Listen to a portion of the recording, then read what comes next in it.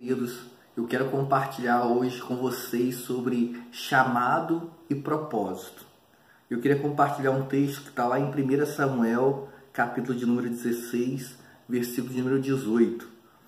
Um dos oficiais respondeu: conheço um filho de Jessé, de Belém, que sabe tocar harpa.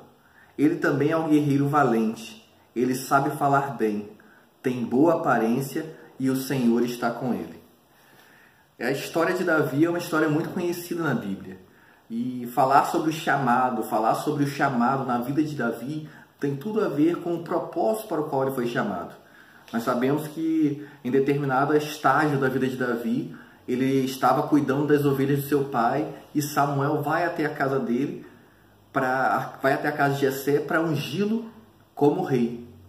Mas demorou alguns anos até que Davi se tornasse o rei para o qual ele foi ungido. Porque nós sempre somos ungidos, sempre somos chamados com um propósito.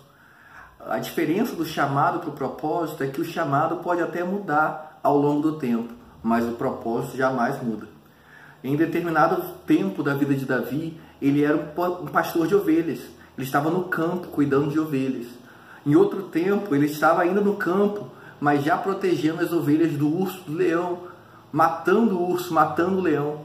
Em outro tempo da vida de Davi, ele estava salmodiando, estava tocando sua harpa, um instrumento, em adoração a Deus, sendo um adorador. Outro tempo da sua vida, ele estava lutando contra o gigante na frente de batalha. Houve uma guerra entre o povo de Israel e o povo filisteu, e ele se levantou para estar na frente de batalha como um guerreiro. Em outro momento ainda da vida de Davi, ele estava no palácio, assentado, governando como um rei. Há tempos na nossa vida que nós vamos responder ao chamado de Deus de determinadas formas, mas o propósito de Deus para nós é o mesmo: servir no reino. Se você está como pastor hoje, nada te impede de amanhã talvez você estar guerreando por outras vidas, orando, lutando por outras vidas. Talvez hoje o fato de você estar lutando por outras vidas, evangelizando, orando por vidas, não quer dizer que amanhã também você não vai estar pastoreando. Talvez hoje você não é reconhecido pelo que você faz, talvez amanhã você será. A questão é, o chamado pode até mudar na nossa vida, mas o importante não é o que a gente faz, mas como a gente faz. A motivação do nosso coração, como o nosso coração está naquilo. Quando a gente se empenha, quando a gente coloca o nosso coração, pode ser uma simples coisa que a gente está servindo no reino, a gente faz com maior amor. Talvez você não é um rei, talvez você é um servo no reino. Talvez você está ali apenas para servir, para limpar, mas saiba que se você fizer isso com amor, com coração, você estará cumprindo o propósito para o qual você foi chamado. Até as armas, os instrumentos que Deus usa na nossa vida são diferentes.